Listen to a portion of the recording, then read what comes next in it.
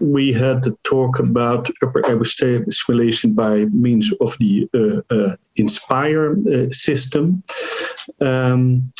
And if you want to read more about upper airway stimulation, this is the book about it, in which all the systems that are out there are discussed with all aspects of results and surgical procedures and complications and care pathways and troubleshooting and everything. But in this presentation, we will talk about the second system. So again, the most experience that's out there is with the Inspire Upper Airway Stimulation, but there's another upcoming company called Genio, Nyxoah, which has fundamentally different systems, the so-called Genio system. And this is what I would like to discuss now. There is a lot of interest for this Nyxoah system. You see here the first issue of this year of Time magazine with Elon Musk as Man of the Year. But one of the companies that is highlighted in this issue of Time magazine is Nyxoah. And so this a confirmation of the interest that there is for the company, and what the CEO of Nyxoah explains in this paper as one of the things is that how much money they have raised to continue with their work. So it is far beyond the stage of a startup company. This is a serious company who are conducting well-written, well-designed, well-conducted upper airway stimulation trials in several continents, in Australia, the US, and in Europe. What is so different between Nyxoah and Inspire? Well, this is more a minimal invasive procedure. In that sense, there's only one incision under the chin. There are no wires or leads connecting one part of the system with other parts. It is just one implant. It is MRI compatible. While Inspire has more issues with that, important is also it is bilateral stimulation. And because it is bilateral stimulation, there is hope that this feared complete concentric collapse at the level of the palate is not a contraindication. This is one of the research questions that's being answered as we speak.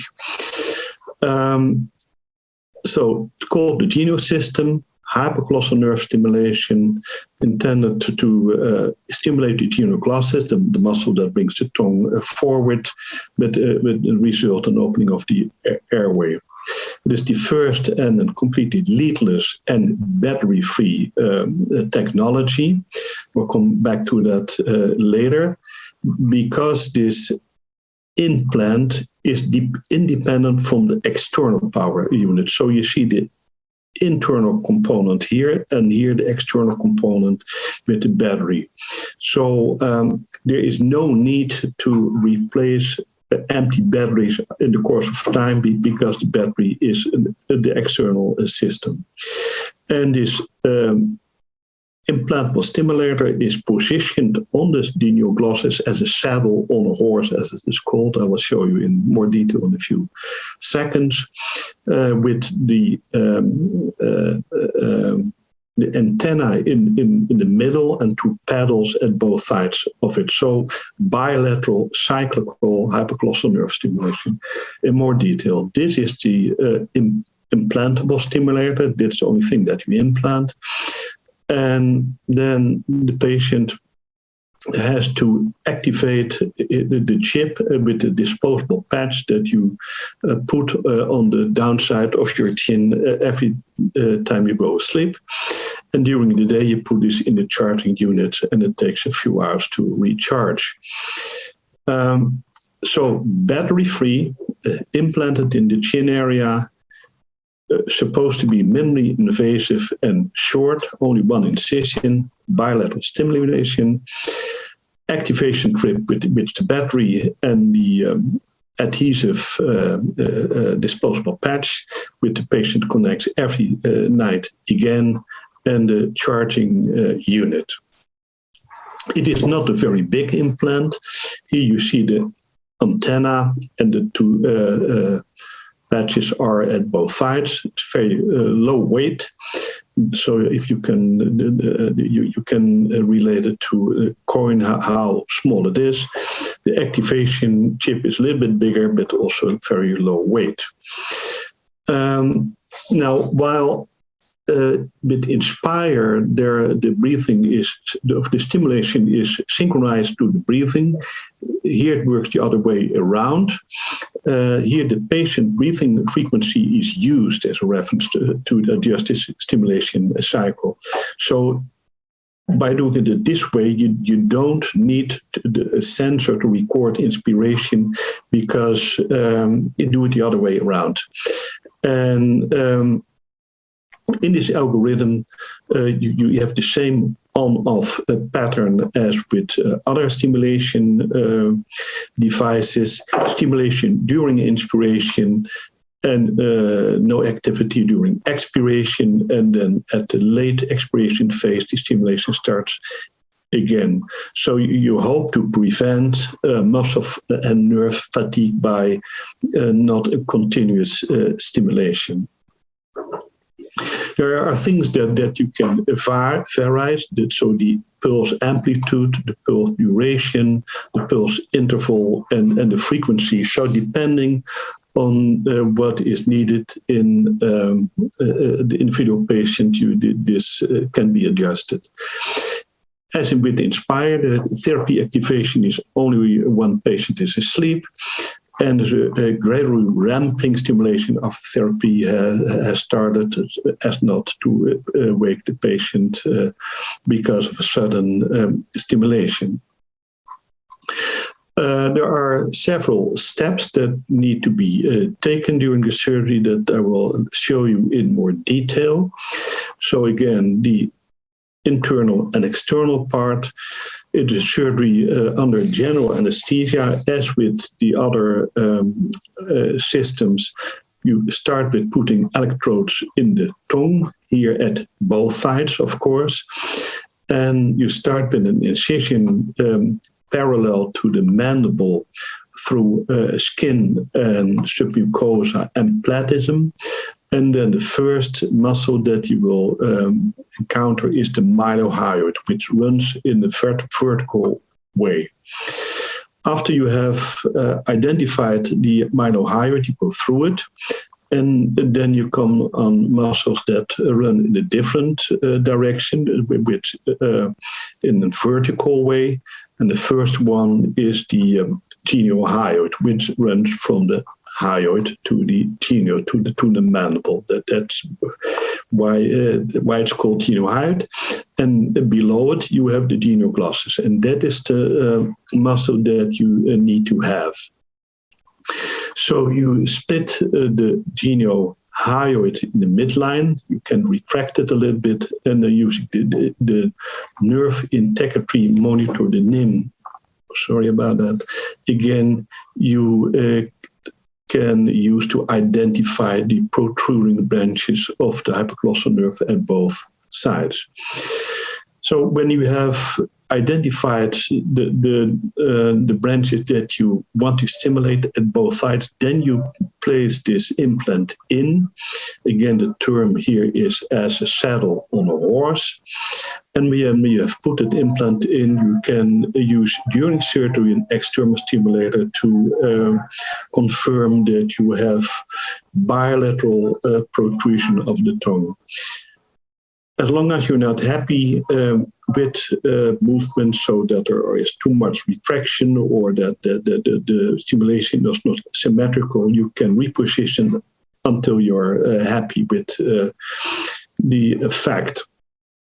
So again, here you see the paddle at the left side with the two sutures here in place. You did at the same place.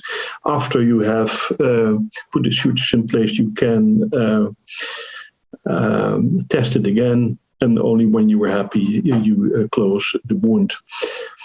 Now in real life it is a little bit more difficult, but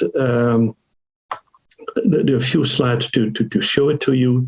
Here you see the mylohyoid muscle which runs in a horizontal way, and below them there are muscles that run in a vertical way. So here the mylohyoid muscle has been cut, and here you see the vertical muscles which are geniohyoid, and below it genioglossus. This is the right side of the patient, and here you see the fatty tissue and some veins, which is the place where you expect the nerves to run. This is midline, the fatty raphe, which is used as a reference to stay exactly in the midline between geniohyoid and genioglossus. Another more detailed slide where you want to put the implant in, and here in even more detail at the right side. Here you see, here runs the nerve. It's going to split here in more protruding branches. The retracting branch is here behind the hyoglossus. This is where you want to put your implant on, but exclude the nerve that runs here so that you have all protruding branches in.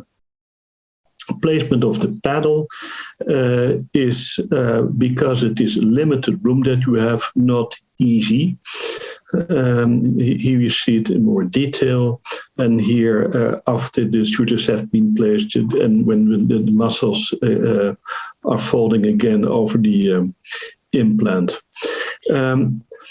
Now, for a surgeon who want to get started with it, there is, of course, a certain assessment. You need to qualify either as an ENT or a maxillofacial surgeon or a neurosurgeon, as long as you have experience with hypoglossal nerve stimulation and surgical skills.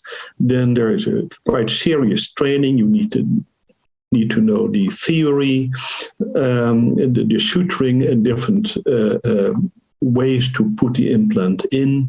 There is a cadaver training once or more if needed, always by a certified trainer who will give you then an additional certification after this cadaver training. Then with the first few patients, there will always be a proctor of the company during the surgery to assist. And only after you have done several procedures yourself and you understand the procedure, you might become a proctor for the surgery yourself. Patient journey now starts, of course, with suspicion of the disease based on the typical OSA medical history and signs and symptoms. Patients are then referred by the GP to a sleep lab for a sleep study. In case of severe sleep apnea, there's, of course, the first-line therapy, CPAP. There's a certain percentage of patients who cannot sleep with CPAP, as with Inspire as well. So those patients are then referred to more an expert sleep center that provides the Nyxoah system. Eligible patients will be implanted. Well, here 60 minutes of operating time is mentioned. When you are lucky. Sometimes it's difficult and may also take a few hours until you're happy with the repositioning. And so in the ideal situation, yes, 1 hour, one incision, but it may take longer. Yeah, patients usually stay 1 day in the hospital, also no drain. We let the wound heal. Then after 6 to 8 weeks, we see them back, and then gradually the power setting of the system is increased. And after 4 to 6 months, they will have their first sleep studies. A few advantages is it is MRI conditional. Well, Inspire has issues with it. The Genio glasses does not exclude MRIs of the body. So if you need a full body scan, that is needed. And it is an advantage. Having said that, it is not that often that patients absolutely need an MRI, which cannot be diagnosed with advanced CT scans as well. So it does not happen so often that you need to remove an Inspire system. But here, this issue is even less. We talked about this complete concentric collapse at the level of the palate. The idea is that bilateral stimulation could solve this problem as well. And Genio is currently the only CE-marked bilateral stimulation that is approved for both patient groups, which also means that drug-induced sleep endoscopy in principle is not needed. We do it, but in CCC patients, you can still offer the Nyxoah system. So what do we mean with this CCCP, complete collapse concentric at the level of the palate? Well, on the level of the palate, there are three forms of obstruction. This is AP, anterior posterior, such as slit. You will see during DISE. It can also be a vertical slit, which is a lateral collapse. And this is the concentric collapse, the sphincter-like obstruction. Now, the CCCP is something that you don't want to see, because we know that both with standard upper airway surgery, with oral device therapy, as well as with upper airway stimulation, the results of treatment with this finding are less good. So during DISE, this is an AP collapse, which is, let's say, good news. And this is, so the CCCP, this is the one that you don't want to see. Now, again, there are other companies. In the previous talk, we talked about Inspire, and there's a third company which is running a trial in the US, which is an open loop device that delivers a continuous tonic stimulation of the hypoglossal main trunk. So again, another philosophy. The idea is when you improve the muscle tone of the tongue during sleep, that could also maintain an open airway. And several of the advantages: minimally invasive, no wires, external power source, so you don't have to go in the neck again after some time to replace batteries, and bilateral stimulation. If we compare Nyxoah and Inspire, so one implantable part, Inspire has 3. One incision, Inspire now has 2. We were back from 3 to 2. No leads at all. 2 leads with Inspire. No tunneling, Inspire 1 tunneling from the neck to the chest, and then the implant, the sensor behind it. Nyxoah has this external power source. Inspire has an internal one. And these estimated implantation time in our hands are a little bit different. With Nyxoah, it takes a little bit longer. Inspire takes shorter, but again, there is much more experience so far with Inspire, learning curves and tricks, and maybe in the course of time, this operating time will get less as well. Number of scars: Nyxoah 1 under the chin, Inspire at least 2, but that is usually not a concern to patients at all. Again, external or an internal power source, bilateral versus unilateral stimulation, easier with MRIs than with Inspire. There are now several generations of the Genio system. This was let's say, a little bit more primitive first generation unilateral stimulation, small electrode, was replaced by a second generation with quite stiff shoulders between the antenna and the paddles. And this is the present stimulation that we are using now with dedicated suture rings in the paddles. So position the paddles exactly where you want to have them. Trials, the first trial was with the first device. Only a few patients, was a pilot study. Second study, proof of concept, was with the second generation with these stiff shoulders. And the trials that are running at present are with the third generation.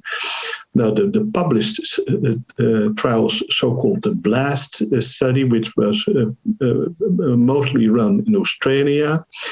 At presently, there is the ELiSA study, which is being performed in Europe, in Germany, Belgium, Netherlands mostly. Then in Australia, mostly there is the Better Sleep in concentric collapse patients, and in the US, the so-called DREAM study, in the hope that FDA will approve of this treatment for upper airway stimulation as well. Feasibility Trial, this BLAST study, was published 2 years ago by Peter Eastwood, and they found a 50% response rate, although not all patients of these 27 made it to 6 months. This is their publication. Patients who refused CPAP, less central and mixed apneas, of course, age between 20 and 60, no CCCP at that time, and 93 patients consented, and only 27 patients were finally included. There were withdrawals. There were patients who did not meet PhD, did not meet DISE criteria at that time, and did not meet other eligibility criteria. So 27 patients are left. And this is what mostly happens with referrals for upper airway stimulation, also for Inspire.